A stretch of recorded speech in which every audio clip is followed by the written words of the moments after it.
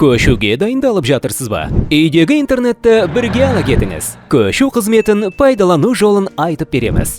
Егер бір қаланың ішінде көшсеңіз, көшу қызметімен үйдегі интернетті жаңа мекен-жайға логинді ауыстырмай және қосымша төлем төлемей оп-оңай қоса аласыз. Ең бастысы, жаңа үйіңіз біздің үйдегі интернет желісіне қосылып тұрса болды.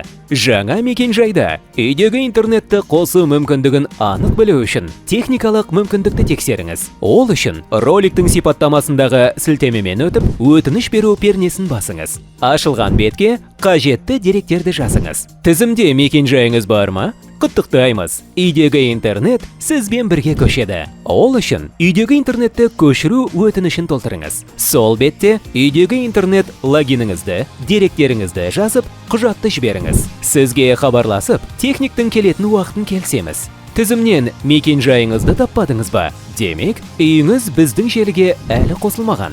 Бірақ ол жаңа мекен-жайыңызда үйдегі шапшаң интернет болмайды дегенді білдірмейді. Арнаулы Wi-Fi роутермен үйге арналған мобильді интернетті байқап көріңіз. Ол отбасыңызды шексіз интернетпен қамтамасыз етеді.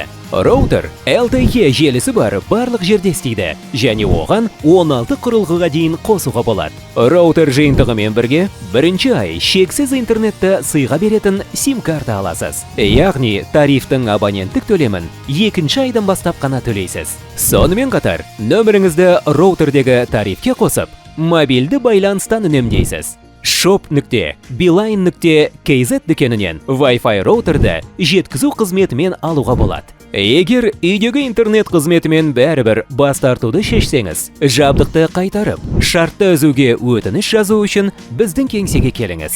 Егер логиніңізде ақша қалса, оны Beeline мобильді теңгерімінен немесе банк картаңызға аудара аласыз. Жаңа мекен-жайларыңызда үйдегі интернетті қосуға техникалық мүмкіндік пайда болғанда, сізге міндетті түрде хабарлаймыз. Жаңа мекен-жайды тексере алмадыңыз ба немесе басқа сұрақ бар ма? Өзіңізге ыңғайлы жолмен біздің қолдау қызметімізге хабарласыңыз. Сізге қуана көмектесеміз.